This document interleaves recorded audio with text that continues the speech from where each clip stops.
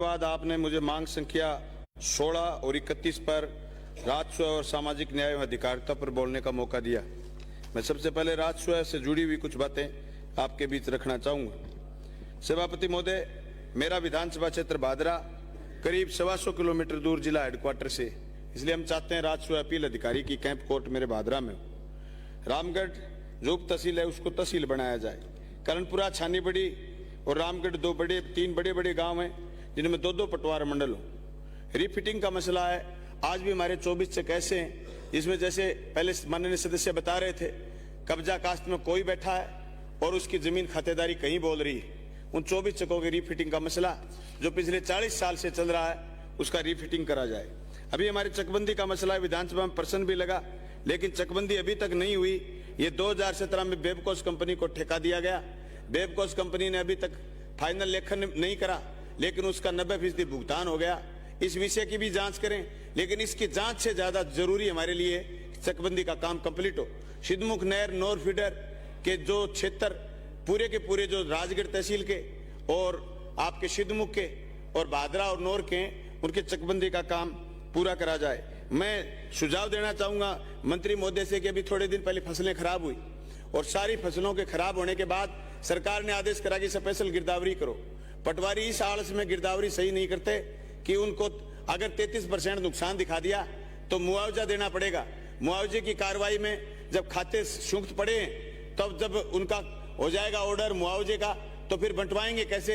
6 महीने की माथाफोड़ी के डर से वो नुकसान फसलों में 20%, 25%, 30% से फालतू लिखते नहीं, उसका दोहरा नुकसान होता है। बीमा कंपनी आजकल अड़ने लगी इस बात पर कि साहब क्रॉप कटिंग तो मानते नहीं, देखो आपके राजस्व विभाग ने भी नुकसान नहीं दिखा रखा। इसलिए मैं मंत्री महोदय से कहना चाहूंगा कि पटवारियों को पाबंद करो। तहसीलें आपकी ऑनलाइन हो रही हैं, नुकसान भी ऑनलाइन करके छोड़ दीजिए। आप मुआवजा दोगे तो ऑनलाइन अवार्ड कर दीजिए, आप अपने आप अगला अपना मुआवजा उठाएगा। लेकिन पटवारियों की आलस की वजह से किसानों को अपूरणीय क्षति हो जाती है। मैं मंत्री महोदय से यह भी कहना चाहूंगा आपके मार्फत कि कब्रिस्तानों की भूमि है नहीं, वन विभाग घुस गया। मैंने पहले भी ये बात रखी है, वन विभाग 1982 में जब तत्कालीन जिला था गंगानगर, उस समय गंगानगर के कलेक्टर ने एक आदेश करा कि आप 3 दिन के अंदर सारी भूमि बताओ वन विभाग कहाँ अलॉट करना है। पटवारियों ने गांव के नजदीक वन विभाग अलॉट कर दिया। आज 1982 से लेकर के आज 40 साल बाद ये स्थिति आ गई, न तो कब्रिस्तान की जगह है और न ही कोई शमशान भूमि की जगह बची। सरकारी ऑफिस कहाँ बनाए? इसलिए राजस्व विभाग और वन विभाग दोनों सूक्त बैठ करके लोगों की इस समस्या का समाधान करें। ये तो इतनी लंबी लंबी सूढ़ वाली किक्कर है, वो गाँव के पास आ गई और लोग बसे भी कहाँ? सभापति महोदय, लोगों के कब्रिस्तान भी कहाँ बने? मेरे रामगढ़ बड़ा गांव है, कब्रिस्तान की दिक्कत है। डाबड़ी में कब्रिस्तान की दिक्कत है, मुंसरी गांव में कब्रिस्तान की दिक्कत है। लोगों की आखिरी से आखिरी बात है, वो चीज भी हम पूरी नहीं कर पाते। इसलिए मेरा आपसे निवेदन है कि आप राजस्व विभाग और वन विभाग दोनों बैठ करके हमें कम से कम जगह तो दिलवाएं। ये जगह भी तो कोई दिलवाएगा, ये मैं आपसे निवेदन करना चाह रहा था। सभापति महोदय, मैं चाहता हूं कि मैं अभी बात करूं सामाजिक न्याय और अधिकारिता विभाग की। मैं एक बात आपके बीच ये कहना चाह रहा था कि जब आदमी पैदा होता तो उसके कोई जाति नहीं होती, जाति पर समाज के बंधनों से, जमीन के रिश्तों से बनी। मैं बात करूं गंगानगर हनुमानगढ़ की, तो आप हनुमानगढ़ कलेक्टर भी रहे, आपने देखा होगा जहां पानी आ गया, जहां सिंचाई पानी आ गया, वहां जातिवाद ऑटोमेटिक खत्म हो गया। बटाईदार का और जमींदार का रिलेशन इतना जोरदार है कि उसके बीच में न तो छुआछूत है और न ही कोई जातीय भेदभाव है। ऐसी स्थिति वहां बची नहीं। लेकिन राजस्थान में ऐसे भी हिस्से आज भी जिक्र चलता है कि सरदार शहर में किसी ने घोड़ी पर नहीं चढ़ने दिया। आज भी बात करते हैं पाली के उस गांव में गया था मैं जहां जितेंद्र मेघवाल का कत्ल हुआ। 250 घर ऐसे थे जो भूमिहीन है। पाली जिले में बहुत सारी जमीनें ऐसी पड़ी हैं जो जमीन आज भी सिवाय चक पड़ी हैं। उस भूमिहीन किसान वो किसी जाति का हो, उसके लिए सबसे बड़ा दंश है। वो आज भी उस गांव में पीड़ित इस बात से कि जिसकी बटाई पर जमीन करते हैं वो जमीन का मालिक उनके पास साथ दादागिरी करता है। ये मैं देख के आया हूं मेरी आंख से, और मैंने वहां के कलेक्टर को भी चिट्ठी लिखी, माननीय मुख्यमंत्री को भी चिट्ठी लिखी कि आपके पास हजारों लाखों हेक्टेयर जमीन पड़ी है, आप उन गरीबों में जमीन बांटिए। रिश्ते जाति जाति से जमीन से बने हुए हैं, इसलिए हम चाहते हैं कि ये भेदभाव, जातीय भेदभाव खत्म करना। तो हम आए बार भाषण दे दें और मंत्री जी शाम को जवाब दे दें। अब 1 साल बाद ही चर्चा होगी। सभापति महोदय, इस बात के लिए रोड मैप तुम्हारे पास हो। दूसरे दिन चले साहब जालोर में फिर घटना होगी साहब, मटकी की बात को लेकर के बच्चे को पीट दिया गया। अब लोगों ने कहा साहब मटकी का कांड नहीं हुआ। चलो छोड़ो, आपकी बात सही है, मटकी कांड नहीं हुआ, लेकिन आप बताइए गोंडवाड़ में, आप सिरोही में जाइए, आप जाइए पाली में, आप जाइए जोधपुर के उस क्षेत्र में जहां आज भी मिड डे मील में आपको कोई एससी की महिला भोजन बनाने वाली नहीं मिलेगी। सभापति महोदय, आपको मटकी की कहां प्रमाण की जरूरत है? आज भी स्कूलों में बैठ के अलग अलग हैं, आज भी टीचरों की अलग अलग टूंटियां लगी हुई हैं। आप एक स्कूल में उस गांव की बात मत करिए, आप पूरे क्षेत्र में घूम के आइए। मैं सन 2001 में जोधपुर के गांव में गया था, जब एसएफआई का प्रशिक्षण शिविर था। इतना भयंकर जातिवाद था वो। आज भी 2023 में अगर ये स्थिति कायम है तो इससे बुरी बात कुछ नहीं हो सकती। हम आप पालनहार चला लिए, आप अनुप्रति योजना चला लीजिए, लेकिन एक आईपीएस बने हुए दुल्हे को घोड़ी पर चढ़ने के लिए अगर पुलिस का सहारा लेना पड़ेगा, समाज किधर जा रहा है? सभापति महोदय, आप इस बाबा साहब भीमराव अंबेडकर द्वारा बनाए हुए संविधान में आप असमानता खत्म करने की बात कर रहे हैं, आप समाजवादी मॉडल की बात कर रहे हैं, आप लोकतंत्र की बात कर रहे हैं, लेकिन समाज में जिस तरीके से आज भी जातीय वैमनस्य, जातीय भेदभाव, जिस तरीके का सामंतवाद कायम है, ये हमारे मुंह पर कालिक है। चाहे उदयपुर की घटना हो, चाहे भरतपुर की घटना हो। उदयपुर की घटना भी इतनी निंदनीय है कि एक आदमी को कैसे कोई कत्ल कर सकता है, और भरतपुर में कैसे कोई लोगों को जिंदा जला सकता है। ये इतनी बड़ी घटना है जो समाज में हजार आपकी उपलब्धियों को 1 सेकंड में नीचे ला करके छोड़ देते हैं। आप दुनिया के पैमाने पर जब काउंट करे जाते हो तो ये करे जाते हो कि आपका समाज घृणित है, आपके समाज में ऊंच नीच है, आपके समाज में भेदभाव है, आपके समाज में महिलाओं के प्रति भेदभाव है, आपके समाज में दलित के प्रति भेदभाव है। ये चीजें हमें पीछे ले जाती हैं। जब अब दुनिया के डेस्क पर आए, हम कहते हैं हम दुनिया के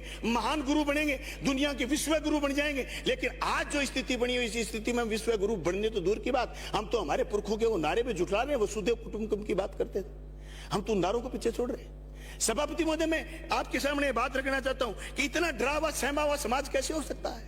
आप इतने सहमे हुए एससी के लोगों, अभी आप सदन में देख लीजिए, आज जिस मुद्दे पर डिबेट है, ये तो राज्यसभा पर साथ रख लिया आपने, नहीं तो मेरे तो ये पांचवी बजट सत्र चल रहा है। जिस दिन इस मुद्दे पर डिबेट होती है तो हमारे बहुत सारे लोग गायब हो जाते हैं, इसलिए कि आज भी हमें लगाव नहीं इस बात का। ये हमारी आत्मालोचना है सभापति महोदय, किसी को एक दल को दूसरे दल को नीचे दिखाने की बात नहीं।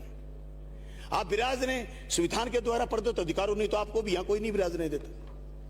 अगर राजाओं का राज होता तो आप यहां नहीं होते, हम यहां नहीं होते। लेकिन इसको तेजी से बराबरी पर लाने के लिए रोड मैप तैयार करना होगा। आप योजना 1000 करोड़ लगा दीजिए। आपने आज तक टीएसपी क्षेत्र में काम करा है, इतने रुपए अगर आप नगद दे देते तो वो लोग चांदी के हो जाते, लेकिन कहां है?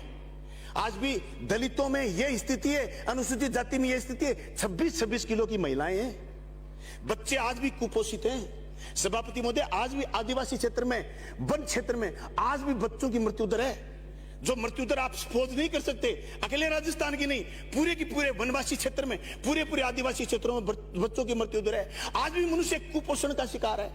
हम कह रहे हैं कि हम निरोगी राजस्थान का सपना ला रखा है, हमने ये कह रखा है कि हम राजस्थान को निरोग कर देंगे, लेकिन निरोग के साथ साथ हम राजस्थान में समानता जब तक नहीं लाएंगे तो सभापति महोदय, मैं मेरी बात दोहराना चाहूंगा। एक गाड़ी में 4 टायर हैं, एक टायर की हवा कम हो जाएगी, गाड़ी खींचने लग जाएगी, और 2 टायरों में हवा कम हो जाएगी, गाड़ी एक्सीडेंट कर देगी, आपके जीवन को खत्म कर देगी। ये स्थिति आज भी समाज में असमानता का भेद है। इस असमानता के भेद को पाटने के काम के लिए आया था आरक्षण, और उस आरक्षण की मुखालफत करते हैं लोग। मैं कहता हूं समाज में अगर बराबरी चाहती है तो आरक्षण को फिर आगे करिए। आप अभी आप देख रहे हैं तो देश में हो क्या रहा है, आईएएस सीधे भर्ती हो रहे हैं सभापति महोदय। जो जिस आरक्षण का बेर, मीठा बेर आपने तोड़ के खाया था, वो आपके बच्चों के हाथ से छीना जा रहा है। सीधे आईएएस भर्ती हो रहे हैं, जो आपके और हमारे और संविधान के लिए खतरा है। सभापति महोदय, ये बातें राजनीतिक विरोध की नहीं है, ये हकीकत है। क्या मतलब रह जाएगा? आप सरकारी नौकरी नहीं निकालेंगे, प्राइवेट नौकरियां निकालेंगे, आरक्षण उसमें बचा ही नहीं। अरे अखबारों में बड़े बड़े लेख लिखते हैं, व्हाट्सएप यूनिवर्सिटी पर सारे दिन लोग ये कहते हैं कि देखो आरक्षण वाले लोगों ने क्या कर दिया। सभापति महोदय, जिन आरक्षण के लोगों को भी बराबरी का दर्जा मिला और मौका मिला, उन लोगों ने भी अच्छा करने का प्रयास करा है। इसलिए हम चाहते हैं कि सामाजिक न्याय की बात हो, भेदभाव खत्म हो, असमानता दूर हो, अस्पृश्यता दूर हो, और संविधान में प्रदत्त हमारे अधिकारों का हम ढंग से पालन करें, सरकार इस बात पर खर्चा करे। उच्च शिक्षा में स्थिति क्या है सभापति महोदय? आपने 12वीं तक के स्कूल खूब कर्मोन्नत करे। आपने 12वीं, सभापति महोदय 2-3 मिनट का वक्त दीजिए। 12वीं तक के स्कूल आपने कर्मोन्नत करे। उच्च शिक्षा में क्या स्थिति है? SC ST की क्या स्थिति है? आप STC के कॉलेज में जाइए, बीएड के कॉलेज में जाइए, आप MA में जाइए, आप PhD में जाइए, आप नेट में जाइए, आप जहां भी जाओ स्कॉलरशिप, कितने विद्यार्थी SC ST के स्कॉलरशिप ले पा रहे हैं? ही नहीं सर साहब। आप रिजल्ट उठा के देखिए, उच्च शिक्षा से गायब होते जा रहे हैं साहब। आप देखिए, एक साथी ने इधर से भी जोरदार बात कही, आप डॉक्टर, कितने बच्चे बन रहे हैं आपके डॉक्टर? सभापति महोदय, इन बातों पर गौर करने की जरूरत है। कोरे अपने भाषणों से काम नहीं चलने वाला। हमें बराबर लाके खड़ा करना है। समाज में असमानता की खाई को पाटना है। तो सभापति महोदय, इन लोगों के लिए, दबे कुचले लोगों के लिए विशेष पैकेज की जरूरत है, और पैकेज के साथ साथ इस माहौल बनाने की जरूरत है। सभापति महोदय, अगर घर में माहौल अच्छा नहीं है तो कितना ही अच्छा भोजन बना हुआ हो खा नहीं सकता कोई। घर में कितना अच्छा भोजन बना हो कोई जीव नहीं सकता अगर घर में माहौल अच्छा नहीं है। माहौल अच्छा नहीं है सभापति महोदय, समाज में कटुता बेमनस्य बढ़ रहा, एक दूसरे को देख करके लोग नफरत करने लगे। ये हमारे हिंदुस्तान की संस्कृति नहीं थी सभापति महोदय। सभापति महोदय, आज आंगनबाड़ी में महिलाएं काम करती हैं। हम समानता की बात कर रहे हैं ना, आज सामाजिक समानता की। आंगनबाड़ी में महिलाएं काम करती हैं, हम कितना काम लेते हैं उनसे, कितने सरकारी काम करवाते हैं आंगनबाड़ी की महिला से, 7 दिन से कार्यकर्ता से। सभापति महोदय, देते क्या है? अभी 2 साल बाद, 3 साल बाद, 1 साल बाद किसी का रिटायरमेंट है, आज उसको 8,000 रुपए देते हैं। सभापति महोदय, 8,000 रुपए में कोई MLA एक दिन काम चला लेना तो आप और हम देख ले। 25,000 रुपए कम से कम किसी परिवार का हो तो उसके भी परिवार है सभापति महोदय, सारे दिन हम उससे सरकारी काम करवाते हैं। सभापति महोदय, मेरी मिड डे मील की बात मैं करना चाहूंगा। मैं चाहूंगा सभापति महोदय, मिड डे मील में 4 घंटे काम करती है तो बच्चों को खाना खिलाती है महिला। 1700 रुपए, अभी 1 मिनट में 1700 रुपए सभापति महोदय। 1700 रुपए में कोई मिड डे मील में काम करेगा? इस बात के लिए कि तू 150 बच्चों का भोजन बनाएगी, तेरा पेट भर लेना, और तू 1700 रुपए में कोई काम हो सकता? मैं मंत्री जी से कहना चाहूंगा कि आप मिड डे मील पर तो घोषणा करिए। आप पूरे राजस्थान में मिड डे, अरे मैं कल जो शिक्षा पर बोल रहा था, बता रहा, मिड डे मील इतनी बड़ी योजना है। आप बच्चों को तो 6 दिन में तंदुरुस्त करना चाहते हो, और उन बच्चों के लिए जो दूध में शक्कर डाल के जो महिला देगी उसको मरते हुए देखना चाहते हो? सभापति महोदय, ये हमारी बातें जो हम आपके बीच में करना चाहते हैं। मुख्यमंत्री निःशुल्क चिरंजीवी योजना गरीब की चिंता मिटाने का काम तो खरा है, इसमें कोई दो राय नहीं। सभापति महोदय, कोई गरीब को आज इस बात की चिंता नहीं है कि तू बीमार हो गया, तेरा इलाज कैसे होगा, लेकिन बीमार को ठीक करने के बाद फिर हम चाहते हैं वो हमारे बराबर आके खड़ा हो। ये हमारे संविधान का असली लक्ष्य था। सभापति महोदय, मैं बहुत सारी बातें करना चाहता था, पर मेरे विधानसभा क्षेत्र में धानक जाति के लोग हैं। धानका जाति में पहले उनका प्रमाण पत्र बना हुआ नेठराना गांव में, बड़े स्थिति में धानका जाति के लोग बसते हैं, लेकिन अब उनका ST का प्रमाण पत्र नहीं बन रहा। बाप का जारी हुआ, बेटे का जारी नहीं हो रहा। सभापति महोदय, धानक जाति को धानका जाति का प्रमाण पत्र दिया जाए और उनको ST में शामिल करा जाए। निजी क्षेत्र में आरक्षण लागू करा जाए। वाल्मीकि समाज को ही सफाई में काम दिया जाए, दूसरे लोग उसमें अतिक्रमण नहीं करें। आपने मेरी बात को ध्यान से सुना, आपका बहुत बहुत धन्यवाद। लेकिन लास्ट में राजस्व मंत्री जी से अपील करूंगा, मंत्री महोदय, सारे राजस्व के काम, अदालतें बंद पड़ी हैं, कोई किसी का हक बेच रहा है, कोई किसी का हक खा रहा है। राजस्थान सरकार से इल्तिजा करके, वकीलों की हड़ताल खुलवा करके, उनका प्रोटेक्शन एक्ट लागू करके और आप काम शुरू करवाएं ताकि कोई किसी की संपत्ति ना छीन ले। आपका बहुत बहुत धन्यवाद, शुक्रिया।